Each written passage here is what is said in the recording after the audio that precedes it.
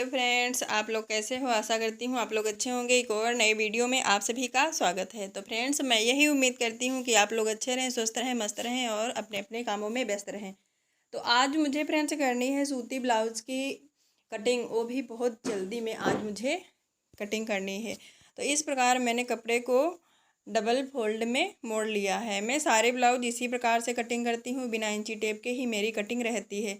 3 अंगुल मतलब अंगुलियों से मैं ही माप लेती हूँ, साइड में 3-3 अंगुलियाँ और नीचे भी जब बड़ा मुझे करना होता है तो 5 या 6 अंगुलियाँ रख लेती हूँ। तो इसमें मुझे थोड़ा बड़ा करना है तो मैं तुरपाई में कम कर दूँगी, क्योंकि लंबाई में कपड़ा थोड़ा कम है। तो इस प्रकार मैंने गले की नाप इस प्रकार से लेती हूँ। ऊपर जो मैं उंगली रखी हूँ इतनी मेरी जाएगी सिलाई में, तो मेरा जो शोल्डर है उतना मेरा सिलाई में जाएगा। तो शोल्डर की जगह मैं छोड़ के उतनी और फिर इतना कपड़ा मैं कट कर लेती हूँ। तो इस प्रकार से मैं आस्तीन की तरफ से इस प्रकार कट कर लिया और इस प्रकार गले को मैंने कट कर लिया। और फ्रेंड्स, मैं शोल्डर कभी भी इसमें के अलग नहीं करती हूँ। जो भी सूती ब्लाउज होता है उसमें के मैं शोल्डर नहीं अलग करती हूँ। जो भी अस्तर वाला ब्लाउज मेरा रहता है तो उसमें शोल्डर अलग कर लेती हूँ। और पीछे जो मेरा गला बड़ा करना है तो मैं इस प्रकार से पकड़ के ऐसे माप लेती हूँ। जितनी मुझे नीचे तुरपाई रखनी है उतना मुझे छोड़ लेना है और जितना मुझे बीच में रखना है उतने पे मुझे निशान ऐसे लगा लेना है। तो इतना मुझे गला बड़ा करना है, क्योंकि जितना भी है सिले हुए ब्लाउज में मुझे उतना ही रखना है, क्योंकि अपने आप से मुझे ज़्यादा बड़ा नहीं करना है, क्योंकि इसमें बद्धियाँ तो लगेगी नहीं, ऐसे ही है। और ये बहुत ज़्यादा मोटी लेडी का है, बहुत ज़्यादा मोटी हैं। तो उन्होंने बताया था, क्योंकि वो सूती साड़ी थी इसीलिए मुझे ये बनाना है। तो इस प्रकार से मेरी कटिंग और बहुत अच्छी, ये सोचो कि आप सोच रहे होंगे कि इंची टेप का मैं प्रयोग नहीं करती हूँ तो ब्लाउज अच्छे नहीं बनेंगे। ऐसी बात नहीं है, बहुत अच्छे ब्लाउज बन जाते हैं, बहुत अच्छी फिटिंग भी आ जाती है। और मैं इतना ज़्यादा सिल चुकी हूँ ब्लाउज, मेरे पास ब्लाउज बहुत ज़्यादा आते हैं। तो मेरी हर चीज़ में मतलब परफेक्ट एकदम नाप हो गई है, तो मैं ऐसे ही बना लेती हूँ, कटिंग कर लेती हूँ। इतना मैं आप लोगों को इसमें दिखाती हूँ और इतना भी मुझे नहीं इसमें करना पड़ता है। ब्लाउज को मैं साइड में रख के ऐसे ही कटिंग कर लेती हूँ बिना देखे। तो आप लोग अगर सीखना चाहते हैं इस प्रकार तो आप भी सीख सकते हैं। अगर ब्लाउज की कटिंग और सिलाई आपको समझ में आई तो प्लीज़ कमेंट करके ज़रूर बताना। नहीं समझ में आई तो आप बताना कि किस प्रकार मैं समझाऊँ आप लोगों को, तो मैं ज़रूर कोशिश करूँगी आप लोगों को उसी प्रकार समझाने की। तो आस्तीन मेरी इस प्रकार से कटिंग हो गई। मैं इसी प्रकार से हमेशा जब भी मेरा कपड़ा ज़्यादा होता है तो इसी प्रकार मैं कटिंग कर लेती हूँ, क्योंकि लंबाई से ऐसे नहीं कटिंग करती हूँ, क्योंकि थोड़ा कपड़ा और उसमें बच जाता है, ज़्यादा कपड़ा ख़राब नहीं होता है। तो इस प्रकार मैं आस्तीन की कटिंग कर लेती हूँ ऐसे। और पहले मैं तुरपाई कर लेती थी, लेकिन अब मैं तुरपाई नहीं करती हूँ। बड़ी बखिया लगा के मैं जितनी मुझे तुरपाई करनी होती है तो मशीन पे ही बड़ी बखिया लगा के मैं कच्चा कर लेती हूँ, इसके बाद में तुरपाई करती हूँ। तो ये है मेरी काज बटन वाली पट्टियाँ, जो कि मैं 4-4 अंगुल की दोनों ही पट्टियाँ रखती हूँ। इस प्रकार मैंने कटिंग कर ली है। और बाकी का जो मेरा कपड़ा बचा है तो इसमें मुझे गले की पट्टियाँ निकालनी है। तो जब भी आप गले की पट्टियाँ निकालें तो हमेशा तिरछी ही निकालें, क्योंकि सीधी पट्टियाँ आप निकालेंगी तो गला आपका नहीं बनेगा, क्योंकि अच्छी फिनिशिंग उसमें नहीं आती है। तो हमेशा गले की पट्टियाँ आप इसी प्रकार से तिरछी ही निकालें। और जोड़ने के लिए जब आप जोड़ते हैं तो तिरछी ही जुड़ेंगी, सीधी साइड से आप नहीं, बिल्कुल सीधा निशान लगा के आप अगर जोड़ना चाहती हैं तो ऐसे नहीं बनेगा। तो मेरा फाइनली ब्लाउज कट के रेडी हो गया है। मैं अब चल रही हूँ अपनी मशीन की तरफ और आ गई हूँ मशीन की तरफ। और अब मैं सबसे पहले जब ब्लाउज बनाती हूँ तो सबसे पहले मैं शोल्डर ही सिलती हूँ। जितने मुझे शोल्डर सिलने होते हैं तो मैं सबसे पहले शोल्डर इनके सिल लेती हूँ। तो इस प्रकार से मैं शोल्डर सिल लेती हूँ और सिल गए मेरे शोल्डर। और अब मैं प्लेट्स डालूँगी। जो भी मेरे आगे की प्लेट्स हैं सबसे पहले मैं दोनों पल्ले जो होते हैं आगे के तो इनकी प्लेट्स में डाल लेती हूँ इस प्रकार। तो सारी प्लेट्स इसी प्रकार, नीचे की आपकी जो प्लेट्स पड़ती है तो वो थोड़ा नीचे से चौड़ाई में और ऊपर आपकी पतली हो जाएगी। इस प्रकार चौड़ाई से आप करती जाएं, ऊपर आपकी पतली हो जाएगी। और इसी प्रकार आपकी नीचे की चारों आगे पल्लों की दोनों और पीछे साइड की आपको इसी प्रकार की बराबर एकदम प्लेट्स डालनी है। जितनी की आपकी आगे साइड की नीचे वाली प्लेट्स रही हैं उसी प्रकार आपकी पीछे वाली उतनी ही चौड़ी रहेंगी जितनी की चौड़ी आगे वाले पल्ले की थी। तो मेरी प्लेट्स पड़ के रेडी हो गई हैं और अब मुझे इसमें पट्टी लगाना है। तो ये है बटन वाली पट्टी। बटन वाली पट्टी हमेशा नीची साइड से लगानी चाहिए और ऊपर की तरफ मोड़नी चाहिए, क्योंकि मुझे काज और इसमें बटन बनाने हैं।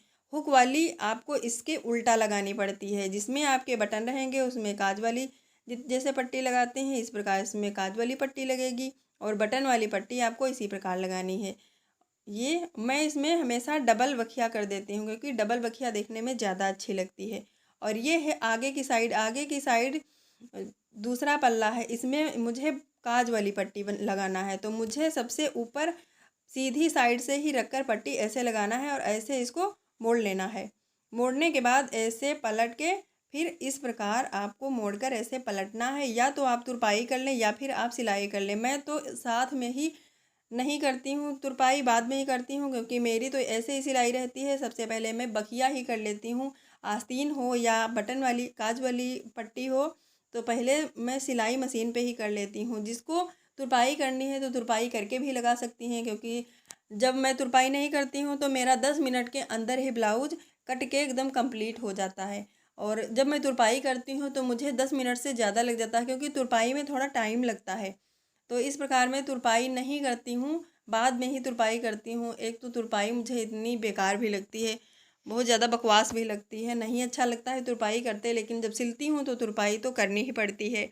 तो फ्रेंड्स, जब भी आप पट्टियाँ जोड़ें ब्लाउज़ की, तो इस प्रकार से आप पट्टियाँ जोड़ें, क्योंकि आप सीधी पट्टियाँ जोड़ेंगी तो बिल्कुल भी नहीं बनेगा, फिनिशिंग भी अच्छे से नहीं आएगी और आपकी पाइपिंग ब्लाउज़ की अच्छी नहीं बन पाएगी।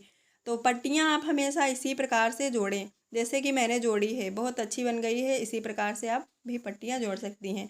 तो मैं सारी पट्टियाँ ऐसे जोड़ ली हूँ और अब मुझे लगाना है ब्लाउज में ऐसे पट्टी। तो इस प्रकार से मैं रख के डबल सीधी साइड से आपको ब्लाउज पे रख कर इस प्रकार आपको पट्टी लगानी है। और फ्रेंड्स, जब मैं पहले ब्लाउज सीखी थी तो मुझे इतना ज़्यादा टफ लगता था बनाने में। ये पाइपिंग पट्टी मुझे लगाने में इतना ज़्यादा टफ लगता था, इतना कठिन पड़ता था। मुझे तो लगता था कि पाइपिंग पट्टी तो मैं कभी भी नहीं बना पाऊँगी, लगा भी नहीं पाऊँगी। बिल्कुल भी पाइपिंग अच्छी नहीं बनती थी मुझसे। इतना ज़्यादा मैं कभी कभी तो रोने लगती थी कि मुझसे तो ब्लाउज बन ही नहीं पाएंगे। लेकिन मैंने क्या मैंने 7 ब्लाउज ख़राब कर डाले। पाइपिंग मेरी अच्छी ही नहीं बनी, किसी में मैं तुरपाई करती, किसी में पाइपिंग बनाती। जब अच्छा नहीं लगता तो मुझे रोना आता, इतना ज़्यादा मैं रोती, इतना ज़्यादा परेशान हो जाती। क्योंकि तब ऐसा था कि मेरे पास फ़ोन भी नहीं था, उसमें फ़ोन में देख भी नहीं सकती थी कि यूट्यूब पे मैं देख लूँ तो मुझसे बन जाएगा।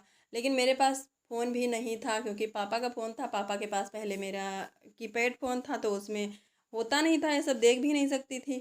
तो फ्रेंड्स, इस प्रकार मैं आस्तीन बना ली हूँ। और आस्तीन को हमेशा आप बीच से ही मोड़ें, जो आप शोल्डर की सिलाई की हैं उसी प्रकार आप ऐसे मोड़ के लगाएं।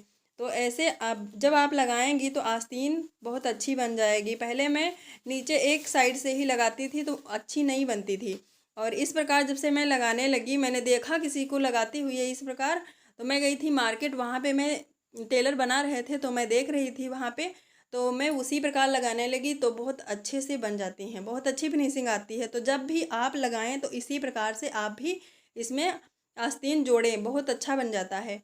कम ज़्यादा आपका नहीं रह जाता है। कभी कभी होता नहीं है कि साइड आप जब भी जोड़ने लगती हैं तो उसमें एक एक तरफ की सिलाई आपकी नीचे की तरफ हो जाती है और एक सिलाई आपकी ऊपर की तरफ हो जाती है। और मुझे अब फिटिंग करना है, तो फिटिंग करने के लिए सबसे पहले मैं नीचे ये बड़ी बखिया लगा लेती हूँ, बाद में इसकी तुरपाई करूँगी, क्योंकि मैं पहले भी बता चुकी हूँ कि मैं तुरपाई सबसे बाद में करती हूँ। और नीचे वाला जो आपका पल्ला है उसमें आप ऐसे सिलाई भी ना करें, क्योंकि जब आप पहले इसकी सिलाई कर लें इस प्रकार से, जितनी भी आपकी आस्तीन है आप ऐसे पकड़ लें और खींच के देखें आपकी कैसे कहाँ पे जा रही है सिलाई। इस प्रकार ये देखो ऐसे जा रही है, तो आप भी ऐसे देख लें, बहुत अच्छे से फिटिंग आ जाती है इस प्रकार। क्योंकि मैं 3 अंगुल का उधर ली थी पहले, जब मैंने कटिंग की थी तो 3 अंगुल का ली थी, और जो प्लेट्स डाली सब ये सब कंप्लीट किया तो उसमें 1 अंगुल एक पल्ले में चला गया और 1 अंगुल एक पल्ले में चला गया। तो इसमें मेरा जोड़ने में मेरा 2-2 अंगुल रह गया। तो मुझे उतना ही आएगा, जब आप कटिंग करेंगी और फिटिंग करने लगेंगी तो आपका उतना ही आएगा। तो इस प्रकार मैं आपको दिखा रही हूँ। ऐसे नहीं आपका आ रहा है तो आप सबसे पहले क्या करें, आप कच्ची बखिया लगाएं, क्योंकि तोड़ने में आसानी होती है। ये देखो मेरा बिल्कुल एकदम परफेक्ट आ गया है। इसी प्रकार मेरे सारे ब्लाउज रहते हैं।